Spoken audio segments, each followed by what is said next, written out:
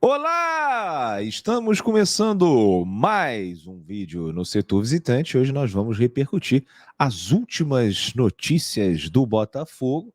Vamos falar sobre John Textor. Hoje tem julgamento do dono da SAF, do glorioso Botafogo de Futebol e Regatas no STJD. Vamos repercutir as falas de Marcos Braz. Cuidado com a virilha, John Textor. E vamos falar também sobre futebol. Hoje o Botafogo está embarcando para Quito. O Arthur Jorge teve 4 dias de treinamento, sexta, sábado, domingo, segunda, e ainda vai ter mais hoje um treinozinho. Depois o Botafogo viaja e esse período também, além de servir para o Arthur conseguir passar, transmitir para os jogadores um pouquinho daquilo que ele quer que o Botafogo faça dentro de campo, ele ao mesmo tempo está avaliando o elenco para pedir reforços ou até ali naquele tempo a gente sabe que vai rolar uma diminuída aí, vai enxugar um pouquinho o elenco, então alguns jogadores que não estejam bem, que não tenham treinado bem nesses últimos dias, podem puxar uma pequena barca, mas é uma barca do bem, não é aquela barca de pessoas que a gente nunca mais quer ver de volta, é uma barca para o cara ativar um protocolo de juventude, ativar um protocolo, sei lá, qualquer outro time, Atlético Goianiense, Criciúma, e depois, se tiver uma boa performance, voltar para o glorioso Botafogo de Futebol e Regatas. Antes de passar a bola para o Joaquim, deixa eu só fazer aquele pupurri aqui do setor, pedir o like, que é muito importante para o YouTube entender que esse é um conteúdo legal e entregar para mais botafoguenses, pedir para vocês ativarem as notificações para saber quando que o setor visitante vai entrar aí na sua casa. Inscrevam-se no canal, passamos dos 58.500, faltam menos de 1.500 para a gente passar da marca dos 60 mil, olha só. Que maneiro, cara. Nesse momento, a gente está com 58.530, ou seja, faltam 70 para a gente chegar aos 58.600 e tem o plano de membros do setor visitante a partir de R$ 5. Beleza? Apoie o canal que você tanto gosta. Joaquim Marques, gostei dessa bandeira aí do Botafogo. Até trouxe um pouco mais de claridade para a sua imagem, o pessoal ficava aí falando. Eu adorava quando estava ali, tipo, no escurinho do cinema, como diria Rita Lee, né? Mas a bandeira trouxe um pouquinho mais de luz para essa sua presença nos vídeos do setor visitante de todas as manhãs. Bom dia. Bom dia, Dep. Na verdade, a iluminação é absolutamente a mesma, né? E aí agora a gente finge que tem um cenário, colocando uma bandeira aqui atrás.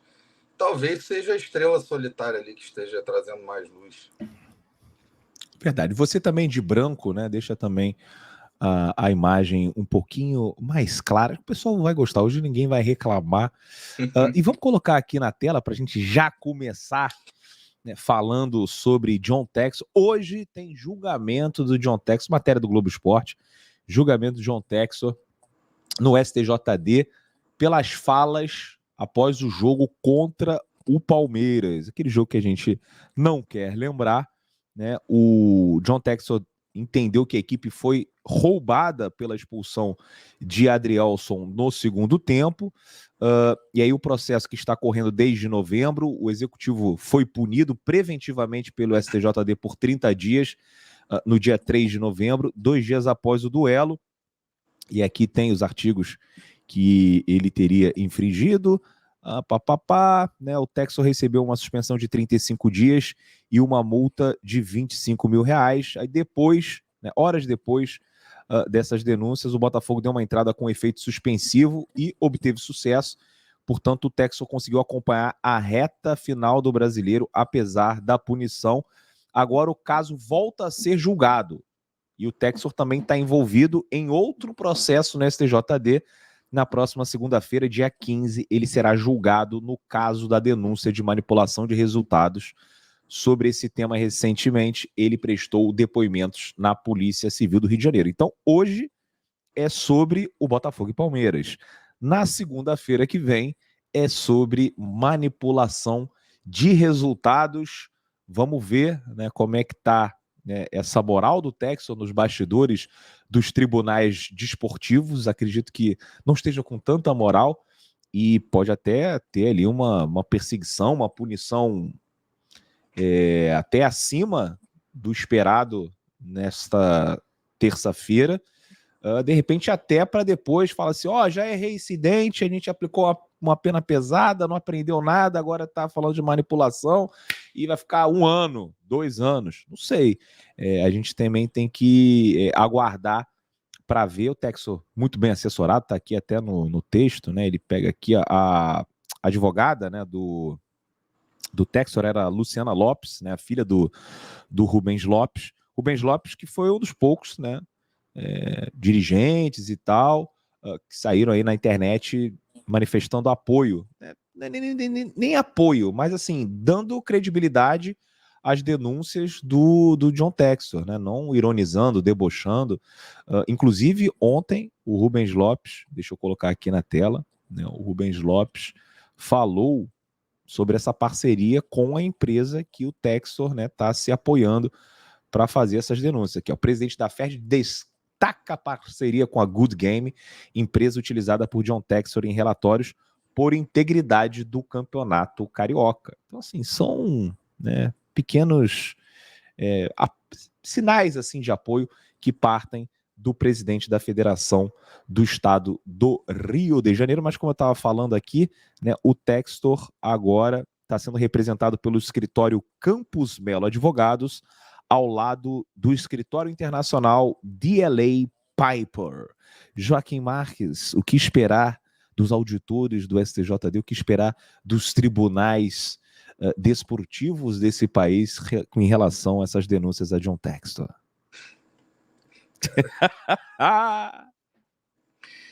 Olha que pergunta para começar o dia, hein, cara? Você falar o que a gente espera dos tribunais de justiça desportiva, não dá para esperar boa coisa, né? A gente vê um tribunal que nem é um tribunal, né? Porque esses caras nem são juízes de verdade. E uns caras assim que não se dão respeito, que não tem um mínimo de ética, de compostura, né? O outro lá postando coisa, falando, debochando do John Textor, vê se isso é postura de juiz, né?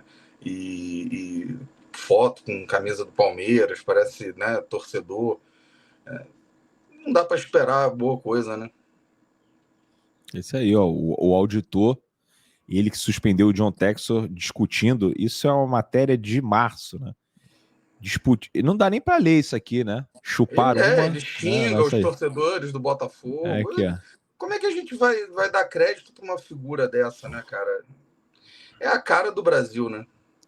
Aqui estão os prints. Vamos aguardar, né, o julgamento mais tarde no STJD. Essas denúncias aí, assim, não são tão pesadas quanto acho que provavelmente esses caras vão fazer no próximo dia 15, mas, né, fico assim meio receoso dos caras derem uma suspensão pesada para depois pegar o Textor, né, E como dizer que é reincidente, falando sobre reincidente. esse mesmo. E aí Esses de caras não repente dão pode ponto sem rolar. nó, né? Pois é, exatamente. Não dão ponto sem nó. É isso, né, Joaquim? E a gente conhece muito bem como é que funciona o Brasil, por isso algum receio. Agora, eu não tenho medo nenhum do John Textor ser banido. Pode pegar aí uma punição exemplar, mas punido, assim, banido, perdão. Eu acho que eu falei punido, mas eu queria falar banido. Mas assim, banido do futebol, internacionalizar a pena do John Textor, aí os caras vão estar mexendo numa parada que também não tá na alçada deles, né? Já foge completamente e ele pode ter gente apoiando, por exemplo, o FIFA e tal, até mais né, com mais peso do que esse pessoal daqui do Brasil, né? Cara, o que me preocupa, o que me assusta mais, não é nem essas figuras aí, Marcos Braz, né, Leila Pereira, essa turma aí esbravejando, a turminha da CBF, esse pessoal dizendo que o Texas tem que ser banido, isso nem é o que mais me preocupa, porque não dava para esperar atitudes muito nobres desse tipo de gente, né?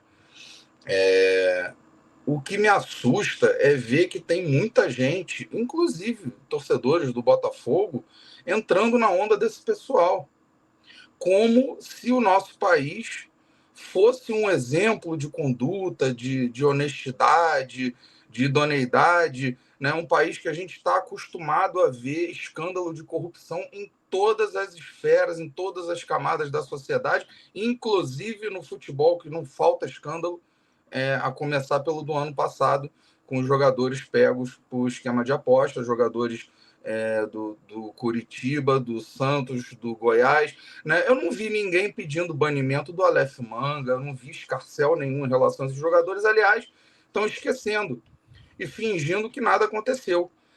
E o mais curioso ainda não é nem em relação a esse julgamento de hoje, que a gente não tem nem tanto o que ficar falando dele, né? Mas acredito também que não seja um julgamento de uma punição muito dura e tal, mas pode ser ali um ponto com um nó para o próximo julgamento e alegar que ele é reincidente. E esse próximo julgamento, sim, me assusta, porque como que você vai julgar um cara pelas coisas que ele falou, no caso do John Textor, as acusações dele e tal, como que você vai fazer um julgamento desse cara se o processo, em relação às denúncias que ele fez, que ele já entregou as provas para a polícia e tudo mais... E ele não tem que entregar para o STJD. Exatamente. E se esse caso não foi nem resolvido, vai julgar o cara no STJD como? Baseado em quê? E aí eu te pergunto, e se depois realmente as provas que ele entregou para a polícia, para o Ministério Público, se realmente se comprovar que tinha a corrupção, o esquema, como é que vão fazer em relação a esse julgamento que vai ser feito agora? Que pode, de repente, já ter dado até um gancho, uma punição para o John Textor. Eu queria ver a cara desse pessoal depois, né? Agora, que é no mínimo, para não falar besteira aqui, né? A gente tomar processo, no mínimo estranho o cara ser julgado por um fato que ainda nem se confirmou. Perfeito. E você até falou aqui, né? O Marcos Braz ontem, se eu não me engano, na cerimônia do Campeonato Carioca, né? Entrega de premiação, cerimônia de encerramento, né? O Marcos Braz falou que quem não consegue apresentar provas deveria receber punição exemplar. Aqui, ó, isso é ruim para todo mundo, é ruim para você que trabalha no esporte, é ruim para todo mundo que acompanha. Isso é muito sério. Quando você tem denúncias como essa, na minha cabeça, tinha que apresentar junto com as provas. E quem não consegue apresentar deveria ter uma punição exemplar, muito mais do que você reclamar de um juiz no jogo, por exemplo. Eu também reclamo, também faço. Às vezes você fala algo que não deveria falar de um juiz, mas é de um momento do jogo. Não é igual falar de algo muito maior. É aquilo que eu falo, já falei várias vezes nos vídeos, né? Um discurso que não para em pé. Eles mesmos se contradizem. E outra coisa que tá chato já, né? Tá muito chato. Marcos Braz, Leila Pereira, o outro lá do Fortaleza, que eu não lembro o nome, também nem faço questão Marcelo de lembrar. Paes. Marcelo Paes. Mas também nem faço questão de lembrar o nome dessas figuras. Falando que o John Textor tem que mostrar as provas. Eles são da polícia, por acaso, do Ministério Público? Porque o John Textor não tem que mostrar prova de nada para eles. Para quem o John Textor tem que mostrar as provas, ele já mostrou, que é para a polícia e para o Ministério Público. Esse pessoal está se achando o quê agora? Eles são investigadores, eles são do Ministério Público, são da polícia, são nada, cara. Não consigo entender isso. Pois é, temos que aturar um bando de mala, né? Tem gente que tem que tentar encontrar as melhores palavras aqui. Só pessoas puras, besteira, honestas, exemplares. É verdade. Né? Enfim. Olha, sobre o Botafogo, o time, futebol, que é o que realmente interessa, né? O Glorioso hoje embarca para Quito e, segundo o Bernardo Gentili, às vezes eu erro o nome do meu amigo Gentili aqui, e chamo de Danilo, mas dessa vez acertei. A gente tá ficando velho. Pô, o Joaquim já falou 10 vezes Arthur Braga. Isso aí é desse jeito mesmo, não tem como. Mas vamos Agora lá. eu tô entendendo a minha avó, que minha avó, quando ia me chamar... Exatamente. Meu pai ela chamava o nome dos meus primos antes. Ô, André, Paulinho, Joaquim. O meu era o terceiro. Meu pai também. Era Luiz Henrique, Luiz Guilherme, Pedro Henrique. Aí é complicado. E o meu tio meu tio se chama Luiz Henrique e meu pai pegou o Luiz para dar para um filho e o Henrique para dar para o outro. Então, não tem como. É Luiz Henrique, Luiz Guilherme, Pedro Henrique. Pô, é foda. Mas vamos lá. Arthur Jorge fará avaliação do elenco antes do Botafogo ir ao mercado. A gente tem aí agora mais 10 dias, ou seja, o tempo tá se esgotando, mas o Arthur Jorge vai ter aí, sei lá, mais um tempinho para ver nos jogos. De repente, mais 2 jogos ainda dá para esperar. Né? Lembrando aqui que dia 19 de abril, que é quando fecha, é na sexta-feira, sem ser essa sexta-feira, a outra. Então o Botafogo ainda terá 3 jogos até lá. O Botafogo pega a LDU no dia 11, pega o Cruzeiro no dia 14 e o Atlético Goianiense no dia 18. E aí tem até sexta-feira, 19. Ou seja, esse período de avaliação vai ter, acho que agora, treinamento pouquíssimos, né? Mas já conseguiu aí umas 4, 5 sessões antes do jogo contra a LDU. E tem mais 3 jogos para ver quem que merece estar no elenco, quem que tem que ter o protocolo ativado para ir para o Juventude, para o Criciúma, para qualquer outro time desse. De repente, sei lá, alguém pode ser vendido. Acho difícil, né? Ontem acabou de vez a novela do Marlon Freitas, né? O Vasco desistiu com a oferta lá. Enfim, nem vamos falar de Marlon Freitas, que também é outro assunto chato pra caramba. Mas sobre elenco e sobre as carências, né? Não sei se o Botafogo ainda vai... Estão falando aí de zagueiro, né? Mas o Botafogo também, com muitos zagueiros, tem o Segovia para reestrear, tem o Pablo para estrear.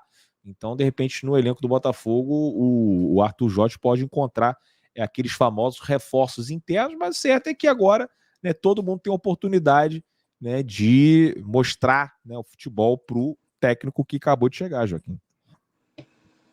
Olha, eu vou ficar preocupado se o Arthur Jorge disser que não precisa de reforço. Né? Aí eu vou ficar preocupado, porque do meio para frente a gente vai muito bem, obrigado. A gente tem uma quantidade enorme de volantes de muita qualidade. Né? A posição do Eduardo agora tem o Oscar Romero para disputar a posição com ele, os pontas nem se fala, e o Tiquinho Soares a gente já sabe que no meio do ano chega o Igor Jesus. Agora a defesa está complicada, porque o Hugo, infelizmente, na parte defensiva não está segurando a onda, não está aguentando a pressão. O Marçal, que é um bom jogador, quando está em condições físicas adequadas, é um bom jogador, pode ser titular, mas não dá para confiar, porque vive se machucando, vive lesionado. Na zaga, o único que está razoável ali, parece que aos poucos vai se firmando, é o Barbosa.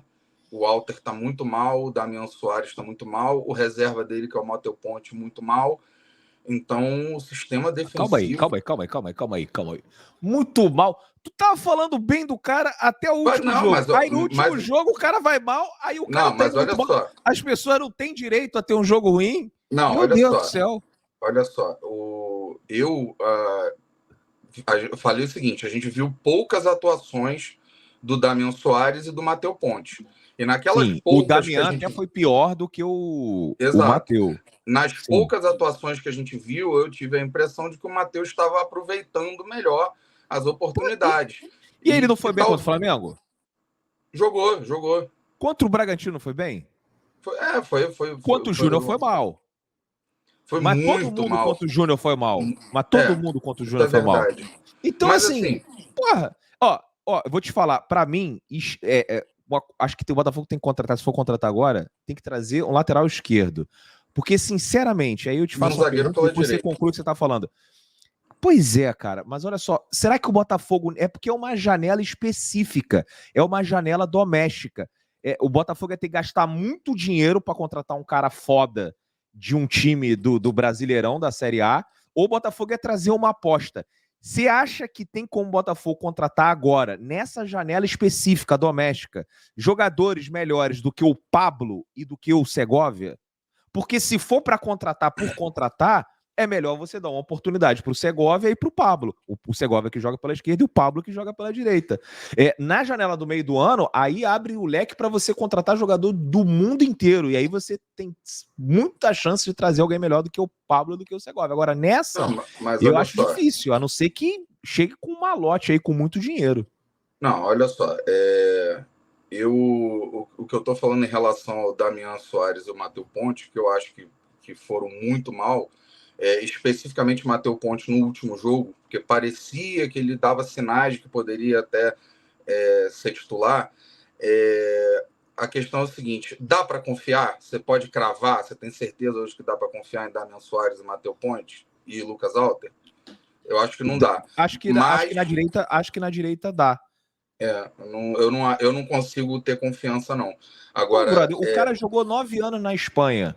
Começou mal, beleza, mas assim, a gente sabe da dificuldade que é você trazer lateral direito. Aí a gente está buscando um nível de perfeição que não existe. Porque a minha expectativa para um lateral direito é que ele consiga ser um lateral nota 6. Já tá ótimo se ele for lateral nota 6. Até porque aqui no futebol brasileiro você não encontra laterais nota 8. Vai perguntar pro flamenguista o que ele acha do Varela, né? Vai perguntar para torcedores de outros times se eles estão satisfeitos com os laterais que eles têm. Assim, é um mercado muito difícil e acho que com o que a gente tem, Damian, Rafael e Matheus Ponte, pô, nessa janela, se for na janela do meio do ano, talvez não. Se tiver dinheiro, isso é consegue uma achar melhor. coisa que eu. Agora, nessa de agora, é impossível você achar alguém melhor, pô. Isso é uma coisa que eu ia completar aqui. Não acho o raciocínio que você está fazendo nenhum absurdo, não. E eu penso o seguinte: até concordo que especificamente nessa janela, talvez não dê para trazer os reforços, pelo motivo que você falou, que é uma janela doméstica, a gente fica meio sem opções, e aí para trazer qualquer um só por trazer não adianta. E acho razoável que se pense assim, não, vamos segurar com o que tem até o meio do ano. Mas eu acho que no meio do ano tem que vir alguém. Eu acho que a gente não. Esse sistema defensivo, pegando a lateral esquerda, o miolo ali da zaga e as laterais, com o que a gente tem hoje, para disputar, de repente, passando para a segunda fase de Libertadores, Copa do Brasil e Brasileiro, eu acho que. Mas aí é que tá, cara, porque a gente tá pensando nos nomes, só que a gente não tá falando do esquema, dessa engrenagem, que para ela funcionar tem que estar tudo muito bem ajustado. O Botafogo começou a temporada com 3 zagueiros, passou para 4, depois demitiu o técnico, aí o técnico interino ficou 45 dias e agora está chegando um novo. E pô, o sistema defensivo é o que precisa de mais entrosamento, de mais movimentos coordenados. Então, desses caras que a gente tem no lado direito, eu acho que tá super ok para levar até o final da temporada. Os zagueiros, eu posso concordar com você que o Botafogo precisa de alguém para chegar aqui e a gente fala, porra, esse é o Gustavo Gomes do Botafogo, é o Léo Pereira do Botafogo, que a gente não tem. Mas eu acho que esse jogador a gente só vai conseguir pegar no meio do ano. E para lateral esquerda eu contrataria agora. Lateral esquerda eu Não, contrataria agora. e assim, a gente não faz esse vídeo aqui para ficar um concordando com o outro o tempo todo, né? Você fala uma coisa, fala, eu concordo. Então, eu acho até saudável a gente discordar. Eu realmente tenho uma visão um pouquinho diferente e eu acho que faz também quem está vendo o nosso vídeo parar para pensar os dois pontos de vista, né, e tal. Não. Eu acho assim que é compreensível que não venham reforços agora, porque é uma janela doméstica mais complicada, limita muito as opções, mas eu não acho que com o que a gente tem hoje, especificamente para a defesa, tá? Porque do meio para frente acho que está muito bem resolvido. Eu acho que no meio do ano vai precisar contratar. Porém, tem um detalhe: até o meio do ano, a gente está em abril agora, até chegar a janela do meio do ano, o Arthur Jorge pode, quem sabe, com essas peças aí, ter arrumado a casa e tá tudo ótimo, tá tudo funcionando muito bem. Aí eu vou poder mudar de ideia. Quando chegar lá no meio do ano, eu vou falar, não, Deb, sou obrigado a concordar, esses caras aí deram certo. Hoje Então, eu não vejo. E eu posso depois rever a minha opinião também com relação a isso. Quero que vocês deixem a opinião de vocês aqui nos comentários. Para mim, só para resumir, acho que lateral esquerdo tinha que trazer alguém agora. Acho que zagueiro Se não for para trazer alguém melhor do que o Pablo e do que o Segovia, é contratar por contratar. E aí eu acho que eu prefiro dar uma oportunidade para o Pablo e oportunidade para o Segovia, porque não vejo o Botafogo trazendo jogadores melhores, a não ser que o John Texel venha com dinheiro, como foi falado do Maurício. Para tirar o Maurício do Inter, que é um titulado, você vai ter que pagar uns 8, 10 milhões de euros. O Botafogo vai gastar uma grana pesada num zagueiro, como o Flamengo gastou 8 milhões, 7 milhões no Léo Ortiz. Não vejo isso acontecer. Acho melhor ir atrás de alguém mais barato no meio do ano, né? Que você pode pegar até jogador em fim de contrato. E lateral direito, hoje, eu acho que dá para levar com esses caras pelo nível dos laterais do futebol brasileiro, mas a gente vai encerrando aqui esse vídeo agora, Joaquim. Queria agradecer demais a sua participação. Mais tarde eu volto, hoje de madrugada embarco para Quito e a gente vai trocando ideias sobre o Botafogo. Amanhã tem vídeo e a gente fala mais sobre o Glorioso, Joaquim. Valeu, prazer, sempre um prazer estar aqui. Um grande abraço para todo mundo.